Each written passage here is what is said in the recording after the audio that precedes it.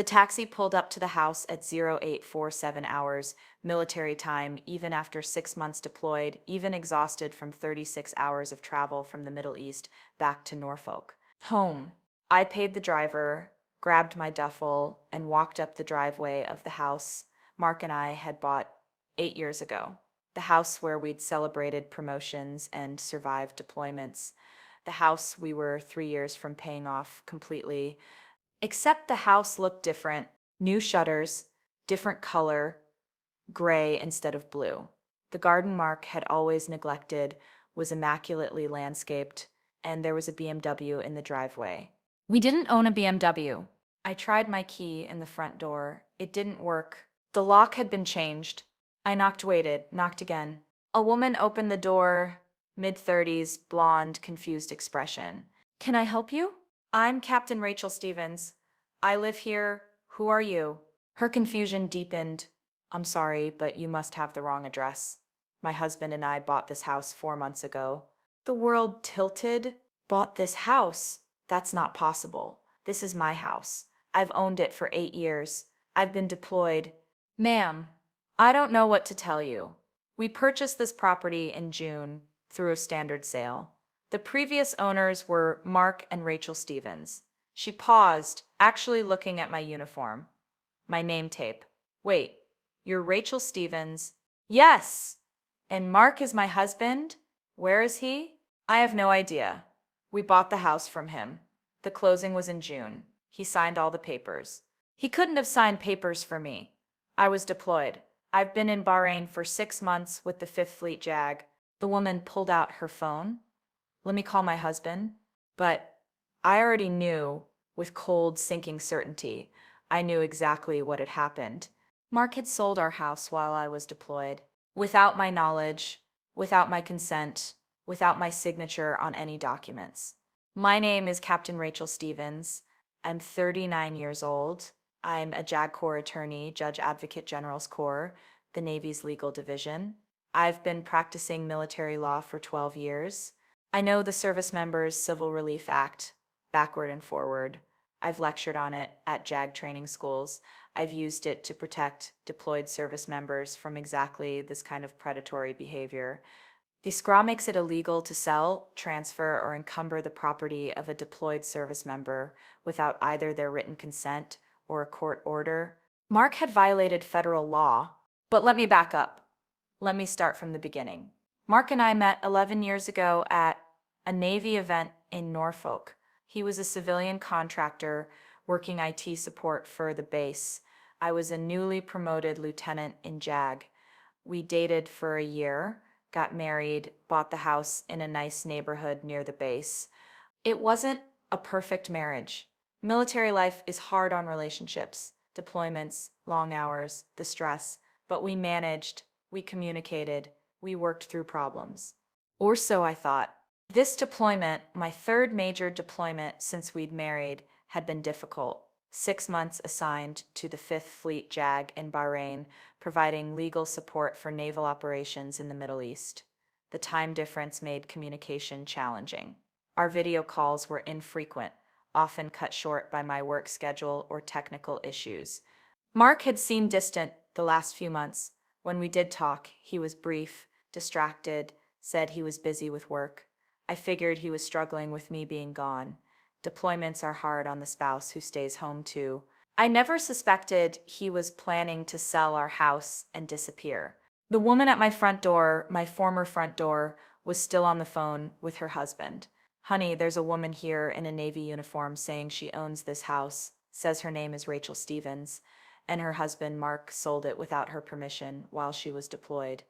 I could hear the husband's voice through the phone. Alarmed, the woman looked at me. My husband says we should call our real estate attorney. This is a mess. We had no idea.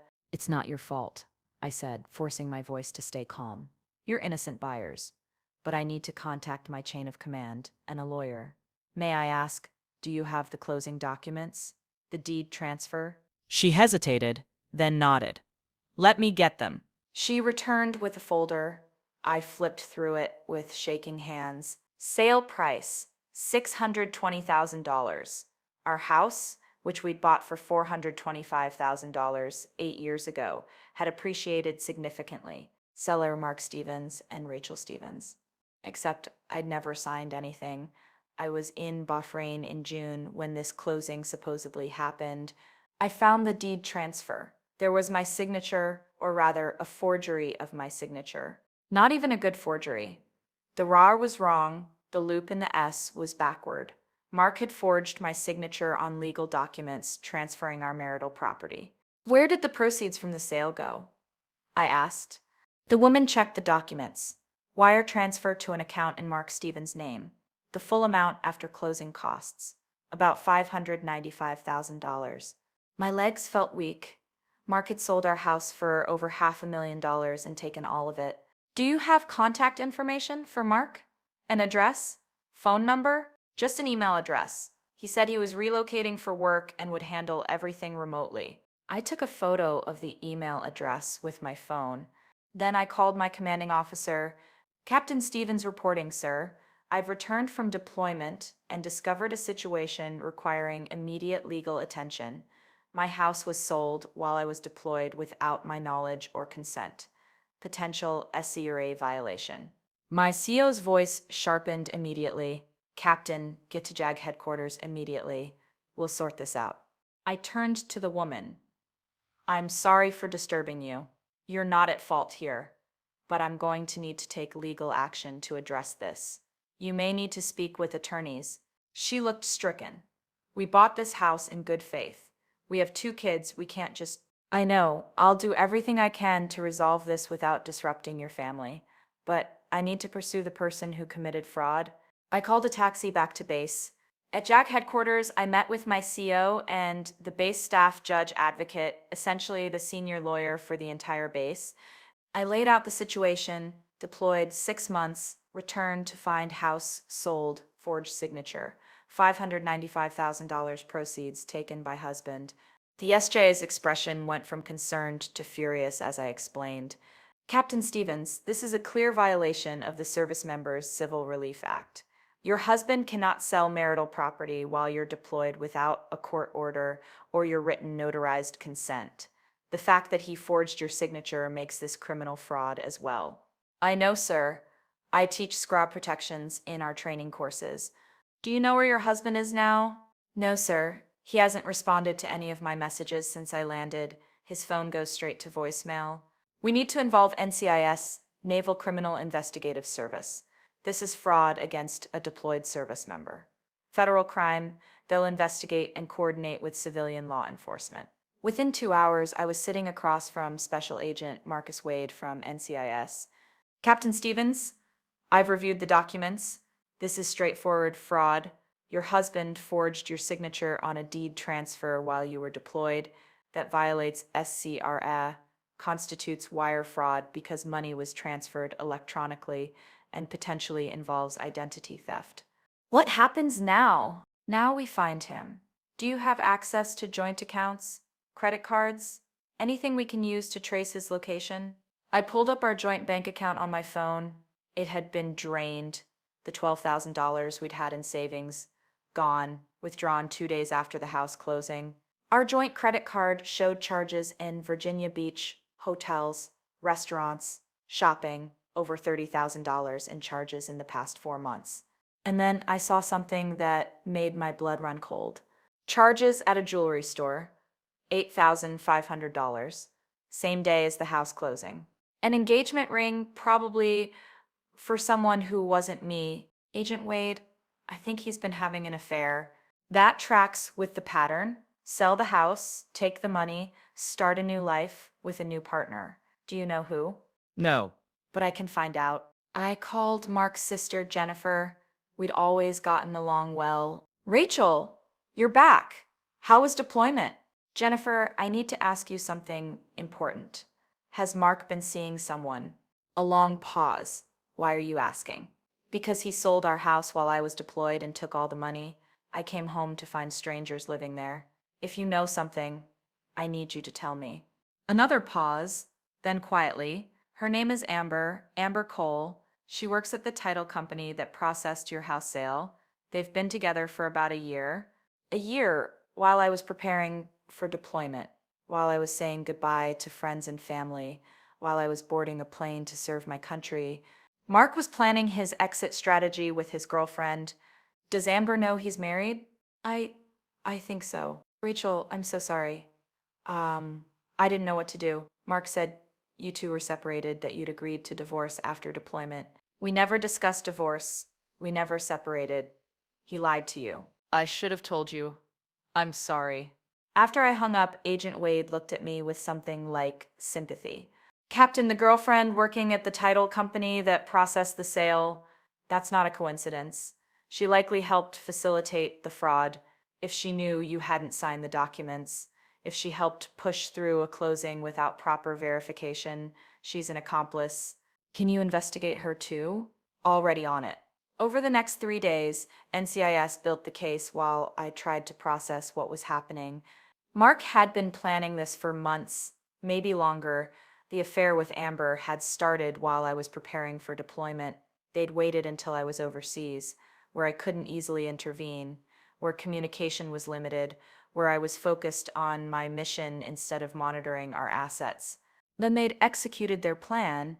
Amber, working at Tidewater Title Company, had access to closing documents. She'd processed the sale of our house. She'd either forged my signature herself or helped Mark do it. She'd bypassed verification procedures that should have caught the fraud. The closing had happened in June. Mark had shown up alone, signed his name, signed my name forged, collected the $595,000 wire transfer, and walked away. No one questioned why the co-owner wasn't present. No one asked for a power of attorney. No one verified that I'd consented. Because Amber was running the closing and she had every reason not to ask questions. NCIS found them 4 days after I returned from deployment. They were living together in an apartment in Virginia Beach. Luxury building, ocean view, paid for with my house sale proceeds. Mark had also bought a new truck, $65,000, paid cash.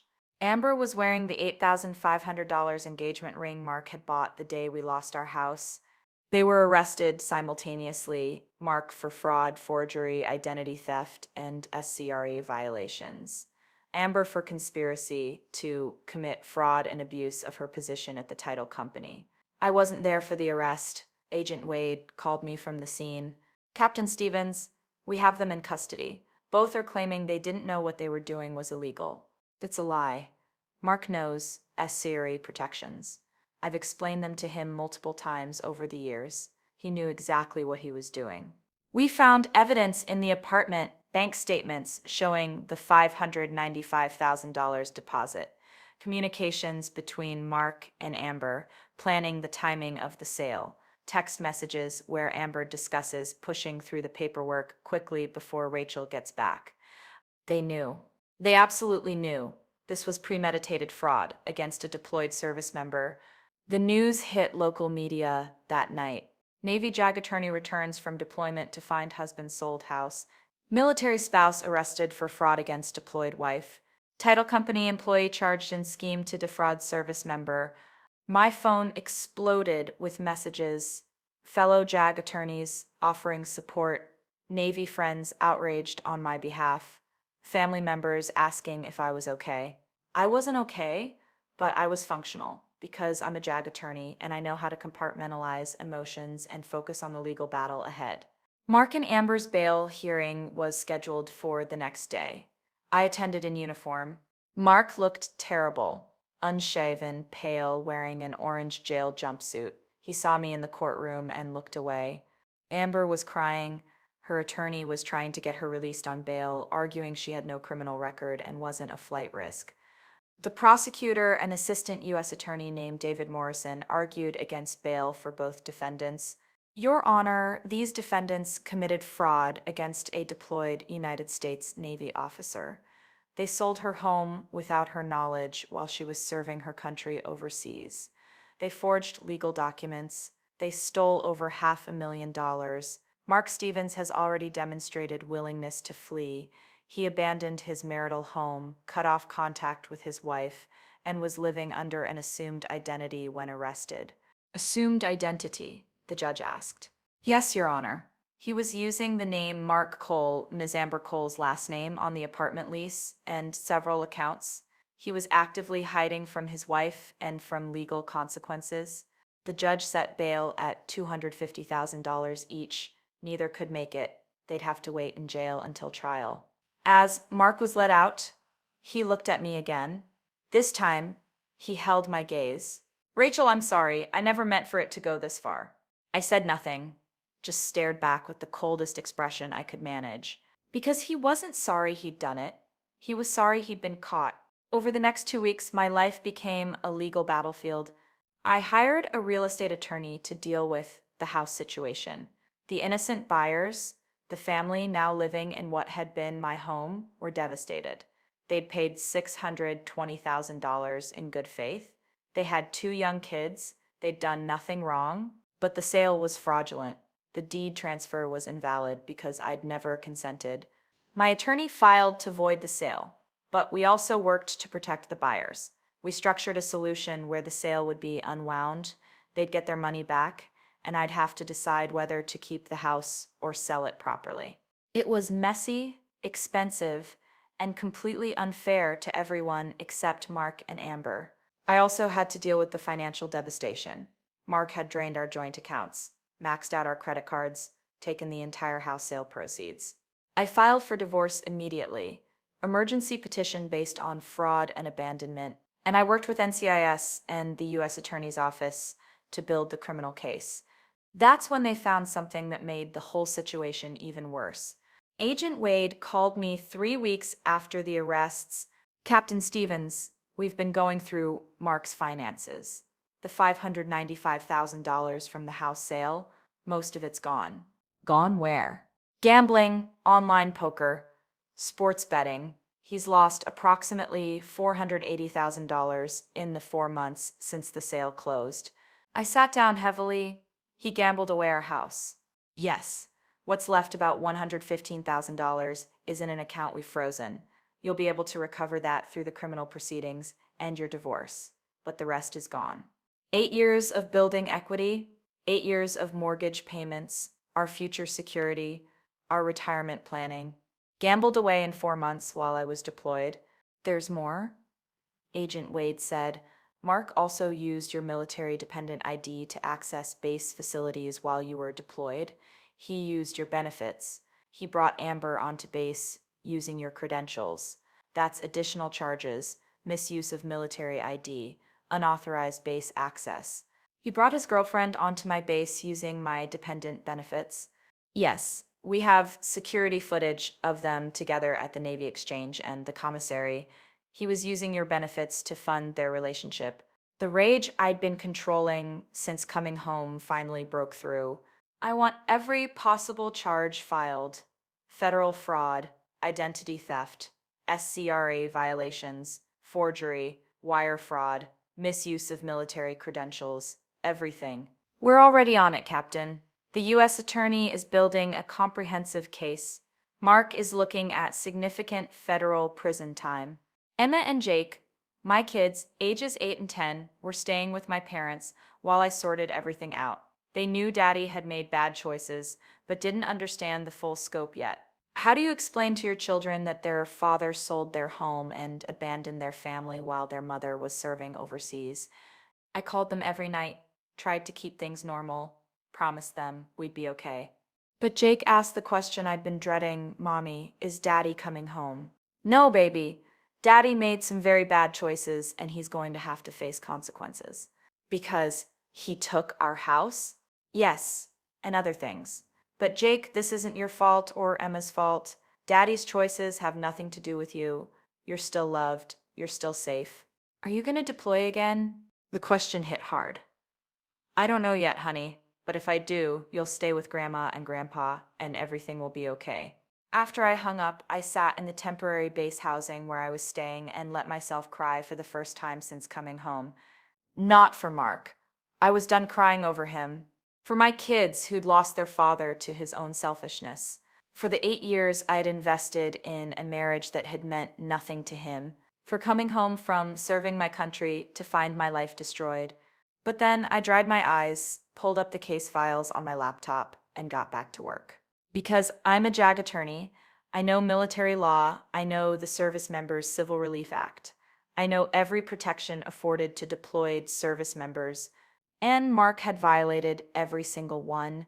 He thought I'd be too far away to stop him, thought I'd be too overwhelmed when I returned to fight back effectively, thought he could commit fraud against a deployed service member and get away with it. He was wrong. Because the service member he'd defrauded was a JAG attorney who'd spent 12 years prosecuting exactly these kinds of cases. I knew every statute, every precedent, every legal avenue, and I was about to use all of it to ensure Mark and Amber faced the full consequences of their actions. The preliminary hearing was scheduled for 6 weeks after my return from deployment. I sat in the courtroom in my dress uniform, rows of ribbons on my chest, representing years of service, surface warfare officer, PIN, JAG Corps insignia, looking every inch the Navy officer Mark had betrayed while she was deployed. The evidence was overwhelming. Forged signatures on the deed transfer, NCIS forensic analysis showing the signatures didn't match mine, expert testimony about how signatures are verified in real estate transactions, bank records showing Mark received and controlled the $595,000 proceeds, security footage from the base showing Mark and Amber together using my dependent credentials, text messages between Mark and Amber planning the timeline. Once Rachel deploys, we'll have 6 months to get everything done before she comes back. Another message from Amber to Mark. I can push the closing through fast. No one at the office will question it if I'm handling the file. Evidence that Amber had deliberately bypassed verification procedures at Tidewater Title Company, had ignored red flags, had processed a closing where the co-owner wasn't present, and hadn't signed a power of attorney. She'd committed fraud using her professional position, betrayed her fiduciary duty, violated every ethical standard in the title industry. The judge reviewed everything and shook his head. This is one of the most egregious cases of fraud against a service member I've encountered. Both defendants are ordered held without bail pending trial. Trial date set for January. Mark's attorney tried to object. Your Honor, my client has no prior criminal record. Your client committed premeditated fraud against his wife while she was deployed in a combat zone serving her country. He forged legal documents, stole over $500,000, and gambled away the proceeds. He's demonstrated consciousness of guilt by using an assumed name and cutting off contact with his wife. Bail denied. As they led Mark out, he looked at me one more time. This time, I saw something different in his expression. Not defiance, not even remorse. Fear. He'd finally realized what he was facing. Federal charges, a JAG attorney wife who knew the law better than his own defense attorney, a judge who was former military and had zero tolerance for fraud against service members. He was going to prison for a long time, and there was nothing he could do to stop it. The U.S. Attorney's Office assigned me a victim advocate standard procedure for military fraud cases. Her name was Lieutenant Commander Sarah Park, a JAG attorney I'd worked with before my deployment. Rachel, I know you want to be involved in building this case, but you're also the victim. There are boundaries. Sarah, I'm a JAG attorney with 12 years of experience. I've prosecuted fraud cases, SARI violations, and military misconduct. I know the boundaries, but I also know this law better than anyone. Let me help. She studied me for a moment. Okay, but if it becomes too much, you tell me. Deal. Over the next 8 weeks, I did what I do professionally. I investigated. I started with Tidewater Title Company, where Amber worked. She'd been employed there for 3 years as a closing coordinator. Her job was to verify documents, ensure all parties signed properly, coordinate with lenders and real estate agents. She had access to everything: DIS templates, notary procedures, verification protocols, and she'd used that access to commit fraud. But as I dug deeper, I found something disturbing. Amber Cole had processed 17 closings in the past 3 years where the co-owner wasn't present at closing. 17. That's not normal. In a typical real estate transaction, both owners are present to sign. If one can't attend, there's a power of attorney, a legal document authorizing someone else to sign on their behalf. I pulled the files for those 17 transactions. 12 of them involved military families where one spouse was deployed, and in 8 of those cases, the deployed spouse had never signed a power of attorney. The signatures were forged. I called Sarah Park immediately. Sarah, Amber didn't just help Mark defraud me. She's been running a systematic scheme targeting deployed service members. I found 8 cases where she processed closings with forged signatures while the military spouse was deployed. 8 cases? Rachel, are you sure? I'm looking at the files right now.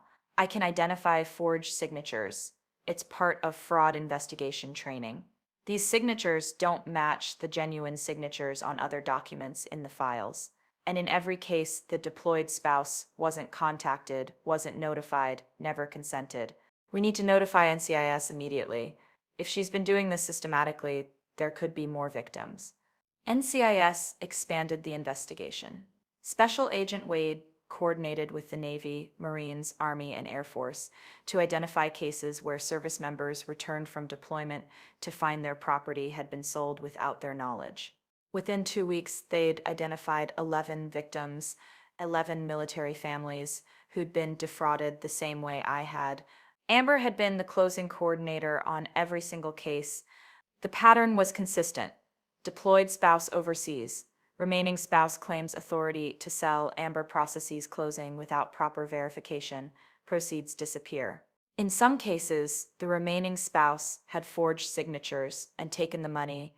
In other cases, buyers had been recruited as part of the scam, people who'd buy properties at below market rates, knowing the sale was fraudulent, planning to flip them quickly before the deployed spouse returned.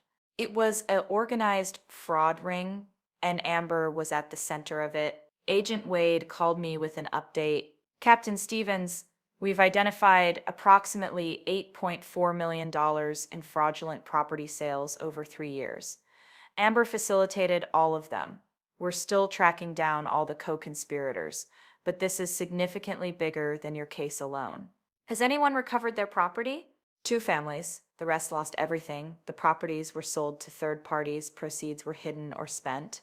Your case is actually one of the better outcomes because we caught it early and the buyers were innocent. I felt sick.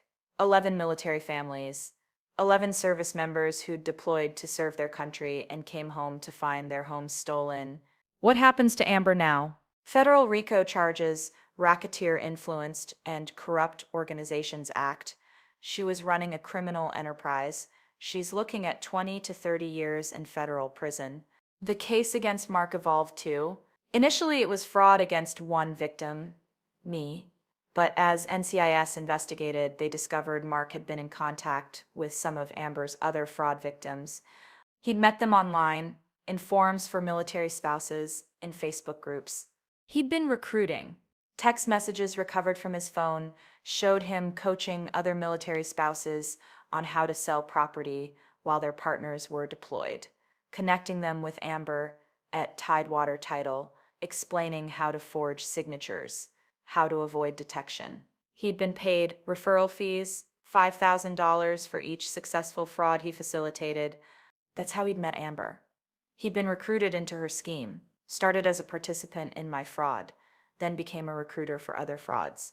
My husband hadn't just betrayed me. He'd built a side business helping other people betray their deployed spouses. When I learned this, I called my kids. Emma answered, "Hi, Mommy." "Hi, sweetheart. How are you doing?" Okay. Grandma made cookies.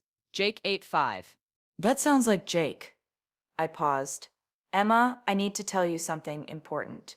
Daddy did some very bad things, not just to us, but to other families too. He's going to be in jail for a long time. Silence. Then in a small voice, does that mean he's a bad person? How do you answer that question? How do you explain to a 10-year-old that, yes, her father is a bad person without making her feel like she comes from badness? It means Daddy made very bad choices. People aren't just good or bad, Emma, but the choices Daddy made hurt a lot of people, including us. He has to face consequences for that. I'm mad at him. That's okay. I'm mad at him too, but I also miss him sometimes. Is that bad? No, baby. It's not bad. You can be angry at someone and still miss them. That's what makes this hard.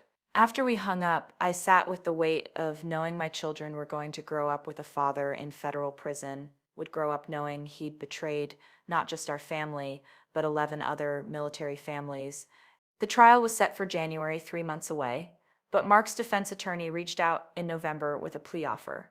Captain Stevens, my client would like to resolve this without trial. He's willing to plead guilty to fraud and SCRI violations in exchange for a recommendation of 8 years.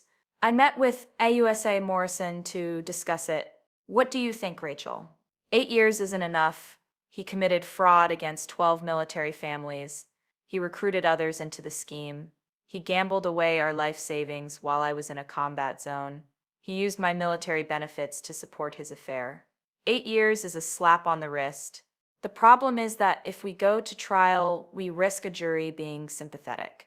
Military spouse left behind, lonely, made mistakes. Defense will paint him as a victim of Amber's manipulation. He wasn't a victim.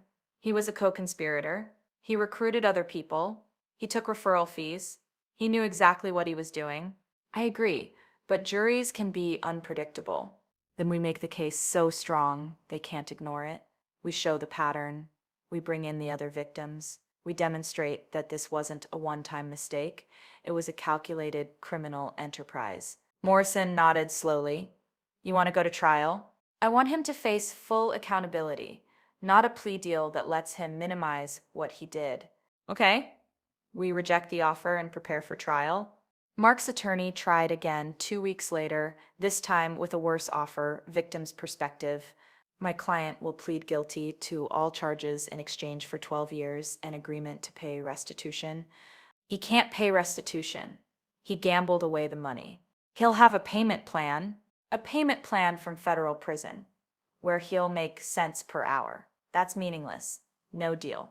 The attorney's frustration was clear. Captain Stevens, my client is willing to accept responsibility. Your client is willing to accept a reduced sentence. That's not the same thing. See you at trial. As trial approached, Amber made her own move. Her attorney contacted AUSA Morrison with an offer. Amber would testify against Mark and provide evidence about the full scope of the fraud ring in exchange for a reduced sentence. Morrison brought me into the discussion. Amber's testimony could be valuable. She can explain how the scheme worked, identify other participants, help us prosecute everyone involved. She's also the architect of the whole thing. She recruited Mark. She recruited the others. She used her position at the title company to facilitate fraud against deployed service members for 3 years. She doesn't deserve a deal. Rachel, I understand your anger, but strategically, her testimony strengthens the case against everyone else. What's the offer? 15 years instead of 30. Full cooperation. Restitution to all victims. I thought about the 11 other families, the service members who'd come home to nothing, the children who'd lost their homes. If she provides evidence that helps recover assets for the other victims, and if she testifies truthfully about everyone involved in the scheme, then maybe, but I want her allocution to include a full admission of what she did. No minimizing, no blaming others, full accountability. I'll convey that Amber accepted. Her plea hearing was scheduled for December. I attended in uniform, wanted her to see exactly who she'd victimized. Amber stood before the judge, shaking. Her attorney read the charges: conspiracy to commit fraud, wire fraud, identity theft, racketeering, abuse of professional position. The judge asked her directly, Miss Cole, do you understand these charges? Yes, Your Honor. How do you plead? Guilty, Your Honor. Tell me in your own words what you did. Amber took a breath. This was the allocution where she had to admit her crimes publicly. I worked at Tidewater Title Company as a closing coordinator. I had access to real estate closing documents and verification procedures. Starting in 2021, I began processing fraudulent closings where military spouses sold property while their partners were deployed without the deployed spouse's knowledge or consent. Continue. I helped forge signatures. I bypassed verification procedures. I processed closings I knew were fraudulent. I did this because I received payments from the people committing the fraud. Over 3 years, I facilitated approximately 12 fraudulent property sales totaling $8.4 million. Why did you do this? Money. I was in debt. Someone approached me with the scheme and offered me $10,000 per closing. I knew it was wrong. I knew I was hurting military families. I did it anyway. Did you recruit others into this scheme? Yes. I recruited my boyfriend Mark Stevens after we started dating. I showed him how it worked. He became a participant in defrauding his own wife, Captain Rachel Stevens, a deployed Navy JAG attorney. Then Mark recruited other military spouses through online forums. The judge's expression was granite. Miss Cole, you used your professional position to target some of the most vulnerable people in our society, deployed service members who were overseas defending our country. You betrayed every trust placed in you. The only reason this court is accepting your plea is because your cooperation will help bring the other participants to justice. I understand, Your Honor. Sentencing is set for March. After the conclusion of Mr. Stevens's trial, you will remain in custody until then. As marshals led Amber away, she looked at me, tears streaming down her face. I'm sorry, she mouthed. I looked away. Sorry doesn't rebuild lives. Sorry doesn't restore homes. Sorry doesn't give back what was stolen. Mark's trial began on January 8th. The courtroom was packed. Military families from across the region attended. Some were victims of the fraud ring. Others were there to support me. Others just wanted to see justice served.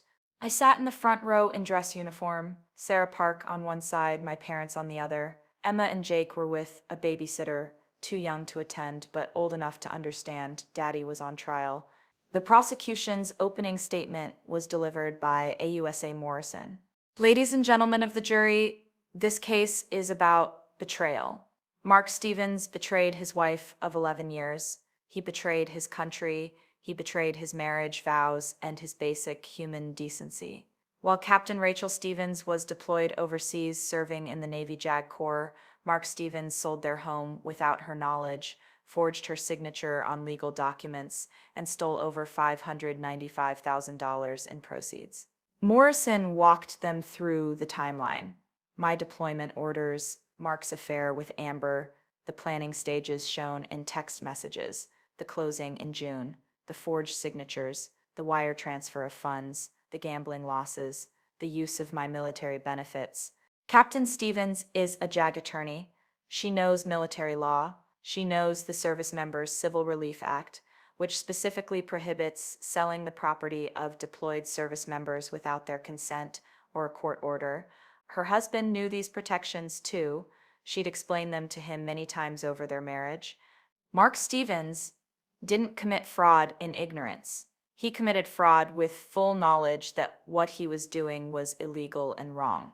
He did it anyway because he thought his wife was too far away to stop him. The defense attorney, Thomas Brennan, tried to create sympathy. Mark Stevens made terrible mistakes. He admits that he got involved with the wrong person, Amber Cole, who manipulated him into participating in fraud. He was lonely. His wife was deployed. Amber took advantage of that loneliness. Yes, he's guilty of fraud, but he's not a criminal mastermind. He's a man who made bad choices under bad influences, except the evidence showed otherwise. The prosecution called Amber as their first witness.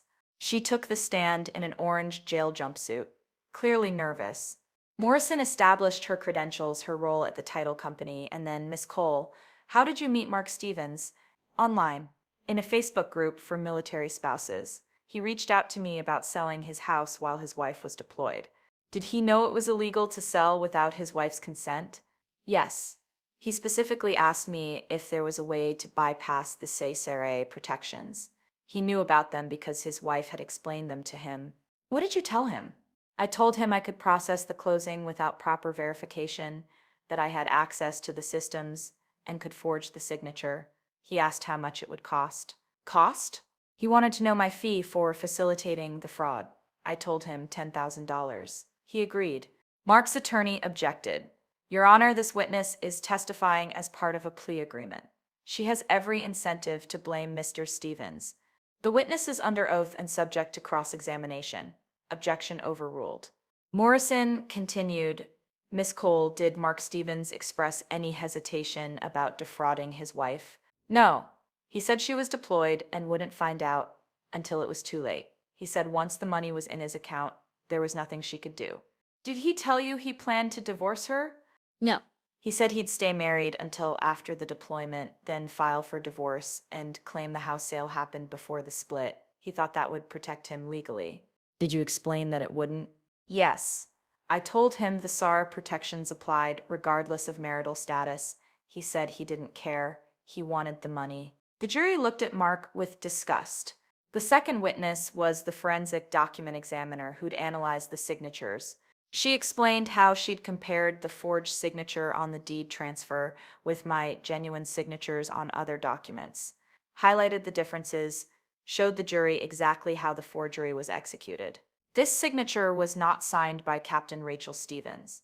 It's a deliberate forgery, likely traced or copied from another document, but executed poorly enough that the differences are obvious to trained analysis. The third witness was Special Agent Wade from NCIS. He walked the jury through the financial investigation, showed them the wire transfer of $595,000 to Mark's account, showed them the gambling transactions over the next 4 months, showed them the withdrawals, the spending, the dissipation of proceeds. Mr. Stevens gambled away approximately $480,000 in 4 months. The remaining $115,000 was frozen when we arrested him. What about the $10,000 payment to Amber Cole? That transaction occurred 2 days after the closing, wire transfer from Mr. Stevens' account to an account controlled by Miss Cole. The fourth witness was the real estate agent who'd listed our house. I worked with Mark Stevens to sell the property. He told me his wife had deployed and given him power of attorney to handle the sale. I asked to see the POA. He said it was with the title company. I should have verified that. I didn't. That's my professional failure. Did Mrs. Stevens ever contact you? No. I never spoke to her, never met her. Everything went through Mark. Did that concern you? It should have. In retrospect, there were red flags I ignored. Mark was evasive when I asked questions. The timeline was rushed. He wanted to close quickly. I thought he was just eager to relocate, but I should have been more careful. The fifth witness was my commanding officer, Captain Jennifer Walsh. She testified about my deployment, my duties in Bahrain, the difficulty of communication, the dedication I'd shown to my mission. Captain Stevens was an exemplary officer. She worked long hours providing legal support to the Fifth Fleet. She was professional, competent, and completely focused on her mission. She had no reason to suspect her husband was committing fraud while she was overseas. Did she have regular communication with her husband? Limited, video calls every week or two when schedules aligned, email. The time difference made it challenging. And Captain Stevens was often working on classified matters that limited when and where she could communicate. Would she have been able to detect fraud happening at home? No. She was thousands of miles away, focused on supporting military operations. She trusted her husband to maintain their home and finances. That trust was betrayed. Then I testified. Morrison walked me through my credentials: JAG Corps attorney, 12 years of service, expert in military law and SCRI protections, deployed to Bahrain in January, scheduled to return in July. Captain Stevens, when did you first learn your house had been sold? July 3rd, when I returned from deployment, I took a taxi to my home and found strangers living there. The locks had been changed. A woman answered the door and told me she and her husband had purchased the property in June. What did you do? I verified her claim by reviewing the closing documents she provided. I saw my signature had been forged. I immediately contacted my chain of command and NCIS. Captain, you're an expert in SCRI protections. Can you explain them to the jury? The Servicemembers Civil Relief Act protects deployed military personnel from certain financial and legal actions while they're serving. One protection is that you cannot sell, transfer, or encumber the real property of a deployed service member without their written consent or a court order. This exists because service members can't always protect their interests when they're deployed overseas. Did your husband know about these protections? Yes. I'd explained them multiple times over our marriage. I'd discuss cases I worked on where SARA violations occurred. Mark knew that selling our house while I was deployed was illegal. Did you ever give him permission to sell the house? Never. We never discussed selling. I never signed any documents authorizing it. I never gave him power of attorney. Mark's attorney cross-examined me. Captain Stevens, isn't it true that your marriage was struggling before your deployment? We had normal marital challenges, nothing that suggested he would commit fraud. But you were about to be gone for 6 months. That's difficult for any marriage. Yes, but millions of military families handle deployments without committing fraud. You were very focused on your career. I was focused on serving my country. That's not a character flaw. But it meant your husband was alone. Mr. Brennan, my husband being lonely doesn't justify forging my signature, selling our home, stealing over $500,000, and gambling it away. Plenty of military spouses handled deployments without becoming criminals. The courtroom stirred. Several jury members nodded. No further questions, Brennan said quickly. The final witness was one of the other fraud victims, Chief Petty Officer Marcus Johnson, Navy SEAL. He deployed to Afghanistan, came home to find his house, sold his wife, gone with the proceeds, his children placed with his ex-wife's parents. I lost everything, he testified. My home, my savings, my family. I've been fighting for 2 years to see my kids, all because my wife decided to commit fraud while I was deployed, and Amber Cole helped her do it. Did you know Mark Stevens? My ex-wife was in contact with him. He coached her on how to do it, told her how to forge my signature, connected her with Amber. How much did you lose? $340,000 in home equity, $50,000 in savings, custody of my children. My security clearance was suspended during the investigation, which affected my career. This destroyed my life. The jury was riveted. After 3 weeks of testimony, closing arguments began.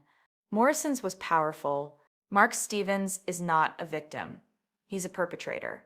He didn't make a mistake. He executed a calculated plan to defraud his wife while she was deployed defending our country. He forged legal documents. He stole over $500,000. He gambled it away, and he recruited others to do the same to their deployed spouses.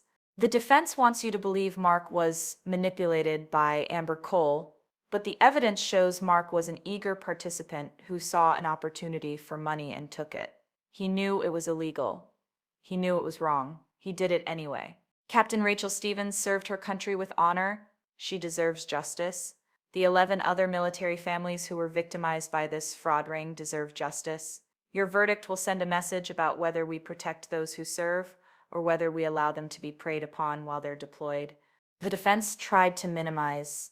Mark Stevens is guilty of fraud.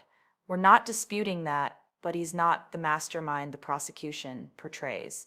He was manipulated by Amber Cole, who had professional expertise in real estate fraud.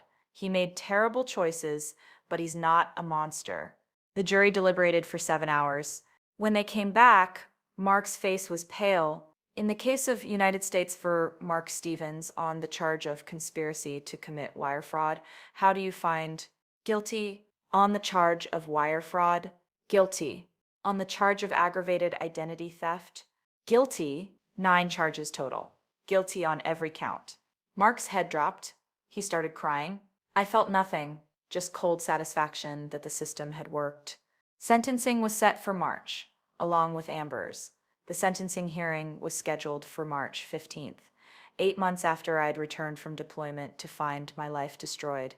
The courtroom was even more packed than during the trial.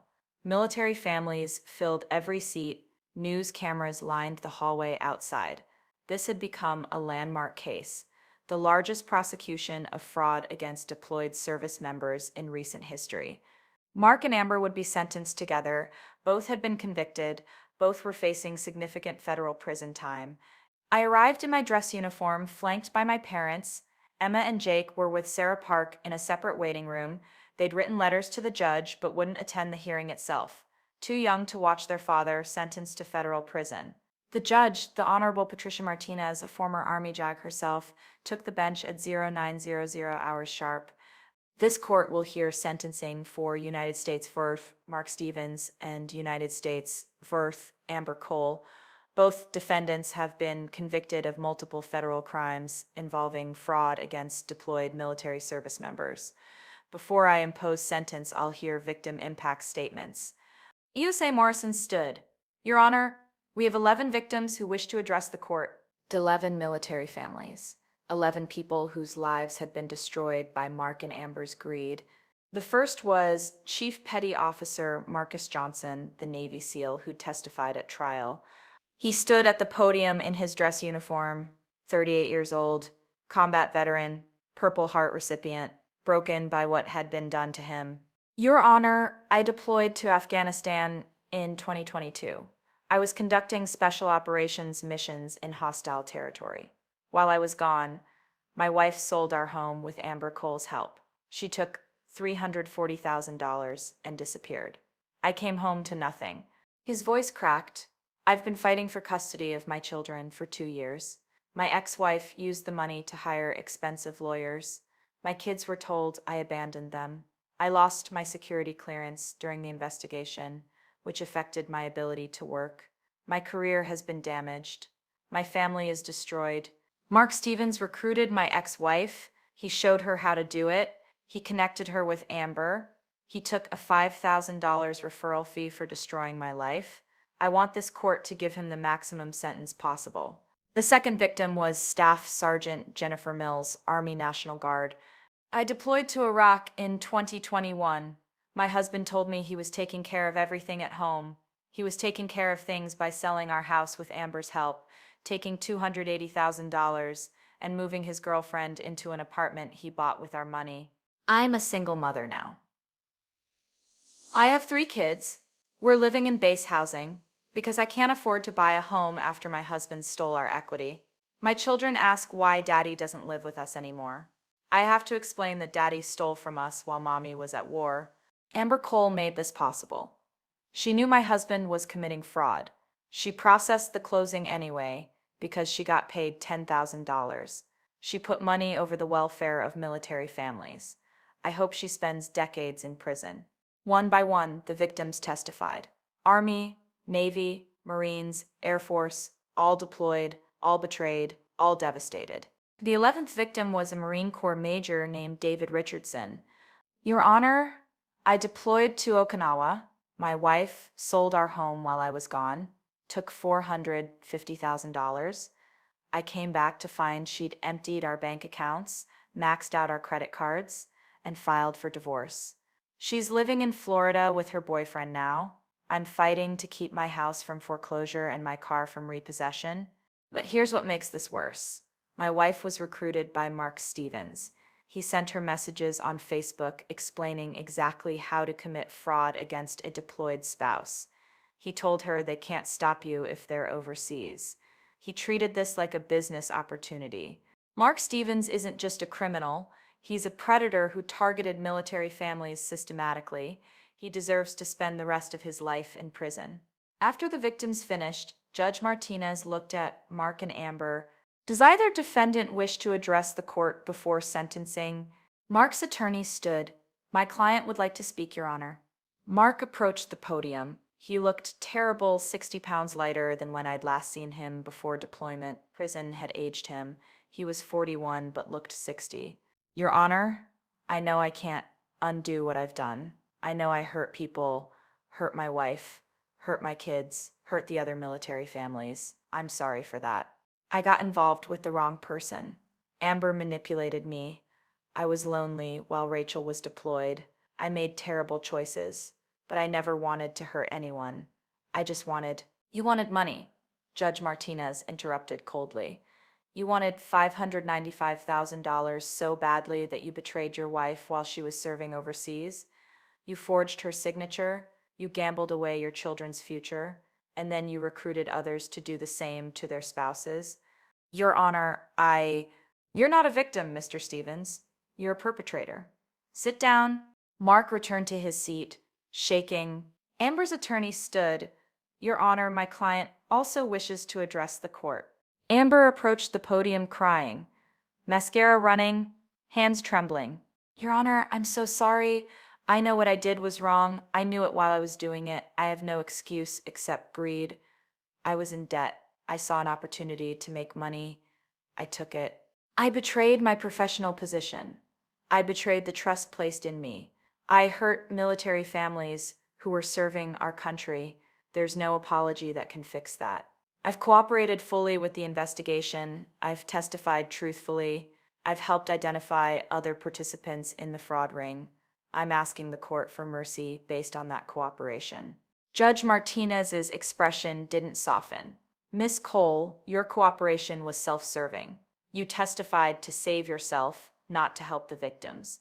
You don't get credit for doing the bare minimum after committing heinous crimes. Then it was my turn. Sarah Park touched my arm. You don't have to do this if it's too hard. I need to. He needs to hear it. I stood and approached the podium, looked directly at Mark, wanted him to see exactly what he'd destroyed. Your Honor, I'm Captain Rachel Stevens, United States Navy JAG Corps. I've served for 15 years. I've deployed 3 times in support of military operations overseas.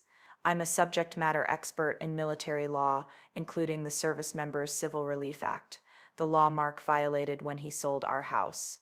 I married Mark 11 years ago. We built a life together. We had 2 children. We bought a home. We planned a future. I trusted him completely. When I deployed to Bahrain in January 2023, I trusted him to maintain our home, care for our finances, and support our children. Instead, he started an affair. He plotted with his girlfriend to commit fraud. He forged my signature on legal documents. He sold our home. He took $595,000 in proceeds.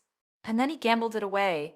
In 4 months, Mark lost $480,000, 8 years of equity we'd built together at online poker and sports betting. When I came home from deployment, I had nothing. No house, no savings, no husband, just 2 confused children asking why Daddy wasn't there and strangers living in our home. My voice hardened. Mark didn't just commit fraud. He betrayed every principle of decency. He preyed on other military families. He recruited people to commit fraud against their deployed spouses. He took referral fees, $5,000 per family he destroyed. The defense wants you to believe Mark is a victim, that he was manipulated, that he was lonely. Your Honor, millions of military spouses handle deployments without committing fraud. Mark's loneliness doesn't excuse his crimes. I pulled out 2 letters. Emma and Jake wrote letters they wanted me to read to the court. Judge Martinez nodded. Proceed. I opened Emma's letter. My hands shook. Dear Judge, my name is Emma. I'm 10 years old. My daddy did bad things while my mommy was deployed. He sold our house and took our money. Now we can't live in our home anymore. I don't understand why Daddy did this. Mommy says he made bad choices. I'm mad at Daddy. He hurt our family. I think he should go to jail for a long time so he can't hurt anyone else. Love, Emma. I had to pause, collect myself. Then Jake's letter. Dear Judge, I'm Jake. I'm 8. My daddy broke the law. He stole from my mommy. My mommy is a hero. She serves in the Navy and helps people. My daddy hurt her. That makes me really sad and really mad. I think Daddy should be punished. Thank you, Jake. The courtroom was silent. I looked at Mark. He was crying openly now. Your Honor, my children wrote those letters because they understand, even at their young ages, that what their father did was wrong. They know he betrayed our family. They know he hurt people. I'm asking this court to impose the maximum sentence allowed by law. Mark Stevens systematically targeted military families. He made fraud against deployed service members his business model. He showed no remorse until he was caught. He deserves to spend decades in federal prison. I returned to my seat. My mother grabbed my hand. Judge Martinez reviewed the present sentencing reports for both defendants. Then she spoke. I've been a federal judge for 18 years. I served in the Army JAG Corps for 20 years before that.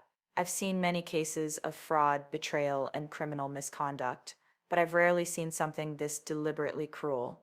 She looked at Amber. Miss Cole, you were a licensed professional in the title industry.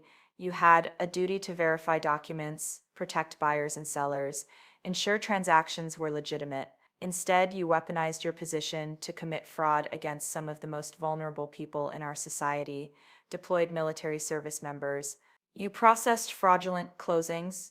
You forged signatures. You bypassed verification procedures you knew were required. You did this not once, not twice, but at least 12 times over 3 years. You facilitated $8.4 million in fraud. You targeted military families because you knew they couldn't fight back while deployed overseas. You exploited their service. You betrayed your country. Judge Martinez turned to Mark. Mr. Stevens, you're even worse. Your wife is a Navy JAG attorney who served overseas while you betrayed her. You married her. You made vows to her. You had children with her, and you repaid her service by committing fraud while she was in a combat zone. You didn't just hurt your own family, you recruited others. You coached military spouses on how to betray their deployed partners. You took money referral fees for each family you helped destroy. You turned fraud against service members into a business. And then, after stealing over $500,000 from your wife, you gambled it away. You weren't even smart enough to keep the money you'd stolen. You threw it away on poker and sports betting while your wife was serving her country. Both of you have expressed remorse. I don't believe it. I think you're sorry you were caught. I think you're sorry you're facing consequences. But I don't think you're sorry for what you did to these families. Judge Martinez opened the sentencing order. Amber Cole, you are hereby sentenced as follows. Count 1, conspiracy to commit wire fraud, 10 years. Counts 2 through 12, wire fraud, 5 years each, to run consecutively, total 60 years. Count 13, RICO violations, 20 years, to run consecutively. Count 14, identity theft, 2 years, mandatory minimum to run consecutively. Total effective sentence, 92 years in federal prison. Amber collapsed. Her attorney caught her. Mark Stevens, you are hereby sentenced as follows. Count 1, conspiracy to commit wire fraud, 10 years. Count 2, wire fraud, 20 years. Count 3, aggravated identity theft, 2 years, mandatory minimum. Count 4, unlawful use of military credentials, 5 years. Counts 5 through 9, recruiting others into fraud scheme, 5 years each to run consecutively, total 25 years. Total effective sentence, 82 years in federal prison. Mark made a sound like he'd been punched. Additionally, Judge Martinez continued, both defendants are ordered to pay restitution to all victims totaling $8.4 million to be paid from any assets, inheritances, or prison earnings for the rest of your lives. You are both permanently barred from working in real estate, finance, or any position of trust. You will be registered as federal offenders, and you will spend the rest of your natural lives in federal custody. The gavel came down. Mark turned to look at me one last time as the marshals approached. I stared back with no emotion, no satisfaction, no anger, nothing. He was already gone from my life. This was just making it official. As they led him away, he sobbed, "Rachel, please, I'm sorry, please." I didn't respond, just watched him disappear through the door to the holding cells. 82 years. He was 41 years old. He'd die in prison. Outside the courthouse, reporters swarmed. Captain Stevens, how do you feel about the sentences? I feel that justice was served. Mark and Amber committed heinous crimes against military families. The sentences reflect the severity of their actions. What message does this send? It sends the message that military service members are protected by law, that people who prey on deployed troops will face serious consequences, that fraud against those who serve our country will not be tolerated. What's next for you? I'm going to rebuild my life, focus on my children, continue serving in the Navy, and work to ensure other military families are protected from this kind of fraud. If you've ever been betrayed by someone you trusted, if you've ever had to fight for justice when the system seems stacked against you, if you've ever wondered whether speaking up is worth the cost, I hope you'll subscribe to The Quiet Reckoning. This is where we tell the stories they don't want you to hear. Stories where documentation defeats corruption, where the law protects those who serve, and where people who think they're untouchable learn they're not. Hit that subscribe button Drop a comment telling me if you were deployed and came home to find your spouse had sold your house, would you have fought back the way I did? I read every comment. Because there are more reckonings coming, and they're just as powerful as this one. 3 months after sentencing, I finalized the divorce. Mark tried to contest it from prison. His attorney argued he deserved some consideration for the years of marriage. The judge wasn't sympathetic. Mr. Stevens committed fraud against his wife while she was deployed. He forfeited any marital rights when he betrayed her. Divorce granted with full custody to Captain Stevens. I also worked with the real estate attorneys to resolve the house situation. The innocent buyers were made whole. They got their money back through insurance and the liquidation of assets seized from Mark and Amber. I chose not to keep the house. Too many bad memories. I sold it properly and used the proceeds to buy a smaller home near the base, one with no history of betrayal. 6 months after sentencing, I established the Military Family Protection Foundation. Its mission to provide free legal assistance to military families dealing with fraud, to advocate for stronger SERA protections, and to educate service members about their rights.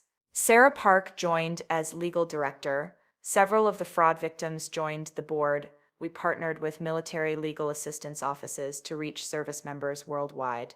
In our first year, we helped 43 military families. We identified 6 cases of fraud similar to what happened to me, all stopped before the deployed spouse returned. We provided legal representation to service members facing financial abuse. We lobbied Congress for stronger penalties for fraud against deployed troops. And we trained military spouses on financial protection strategies before deployment. Emma and Jake were in therapy processing what their father had done. It was hard. They had good days and bad days, days when they missed him, days when they hated him. Is Daddy ever getting out of prison? Jake asked one night. Nobody. Daddy's sentence is 82 years. He'll be in prison for the rest of his life. Good, Jake said fiercely. He hurt you, he hurt us. Emma was more conflicted. Mom, can we visit him? I know he did bad things, but he's still my dad. When you're older, if you still want to. Yes, but right now, no. You need time to heal. 1 year after the sentencing, I received a letter from Mark. I almost threw it away unopened, but something made me read it. Rachel, I don't expect forgiveness.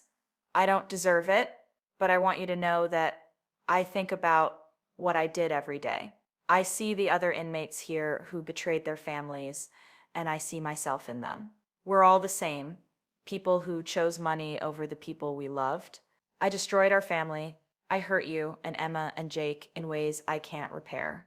I stole your sense of security. I violated your trust, and I did it while you were serving our country. There's no excuse, no justification, just the reality that I made terrible choices and now I'm paying the price. I hope someday Emma and Jake can understand that their father made mistakes, but that doesn't define who they are. I hope they grow up strong and honorable like their mother. I'm sorry, Rachel. I'll be sorry for the rest of my life. Mark. I read it twice, then filed it away. Maybe someday I'd show it to Emma and Jake. Maybe not. His apology changed nothing. He was still in prison. I was still rebuilding. 2 years after sentencing, I was promoted to commander, continued my work in JAG, took on cases involving military family law, fraud, and SCARI violations. I became an expert witness in cases involving fraud against deployed service members. My experience, both professional and personal, made me uniquely qualified. I also started speaking at military installations about financial protection during deployment, teaching spouses what to watch for, teaching service members how to protect themselves. Emma is 12 now. Jake is 10. They're resilient, healing, stronger than I sometimes give them credit for. Emma wants to be a lawyer like me, so I can help people who get hurt, she says. Jake wants to join the Navy. Like you, Mom, I want to serve. I don't know if their career dreams will stick, but I'm proud of who they're becoming. 3 years after Mark's sentencing, the Military Family Protection Foundation had helped 127 families. We'd prevented an estimated $12 million in fraud. We'd trained thousands of service members on financial protection. And we'd successfully lobbied for the Military Spouse Financial Protection Act new federal legislation that strengthened SCCRI protections, increased penalties for fraud against deployed troops, and required stricter verification for real estate transactions involving military families. The law was named after the 12 victims in our case, a legacy of justice built from betrayal. I'm 42 years old now. 3 years since I came home from deployment to find my life destroyed. 3 years since I discovered my husband had committed fraud against me while I was serving overseas. Mark is in federal prison in Colorado. He'll be there until he dies. He's 44. He has 79 years left on his sentence. Amber is in a different facility in California. She'll die there too. I don't think about them often anymore. They're not worth my energy. Instead, I think about the 127 families we've helped, the legislation we passed, the service members who are safer because we fought back. I think about Emma and Jake, who are becoming incredible humans despite their father's betrayal. I think about my continued service in the Navy, working to protect military families from fraud and abuse. The Quiet Reckoning isn't about revenge. It's not about destroying your enemies or making them suffer. It's about using the skills you've built, the knowledge you possess, and the law itself as weapons for justice. When Mark sold our house while I was deployed, he thought he'd get away with it. He thought I'd be too far away to stop him, too devastated when I returned to fight back effectively. He didn't account for one thing. I'm a JAG Corps attorney with 12 years of experience in military law. I know the Servicemembers Civil Relief Act better than he knew it was illegal to violate it. I recognized the fraud immediately. I documented everything. I worked with NCIS and the U.S. Attorney's Office to build an airtight case. I helped expose a fraud ring that had victimized 11 other military families. Mark thought my deployment made me vulnerable. It made me dangerous. Because when I came home and found what he'd done, I didn't crumble. I investigated, I prosecuted, I fought, and I won. Not just for myself, for every military family targeted by predators who think deployed service members are easy prey. Mark got 82 years in federal prison. Amber got 92. The other participants in the fraud ring are being prosecuted across multiple states. And military families nationwide are better protected because we turned personal tragedy into systemic change. That's the power of expertise, the power of knowing the law, the power of refusing to be a victim when you have the skills to be an advocate. The Military Family Protection Foundation continues growing. We're in 12 states now. We've helped hundreds of families. We're training military legal professionals. We're changing laws, all because I refused to accept that my husband could commit fraud against me while I was deployed and get away with it. Mark Stevens thought he was stealing a house and $595,000. He ended up creating a movement that protects military families from exactly what he did. He thought he was committing the perfect crime. He targeted the wrong JAG attorney. My name is Commander Rachel Stevens, United States Navy. I'm a JAG Corps attorney, a single mother, a fraud victim who became an advocate. Mark destroyed my marriage, sold my house, and stole my money. But he didn't destroy me. I'm still standing, still serving, still fighting. And 127 military families are safer because when I was betrayed, I didn't just survive, I prosecuted. That's the Quiet Reckoning. Not revenge, justice.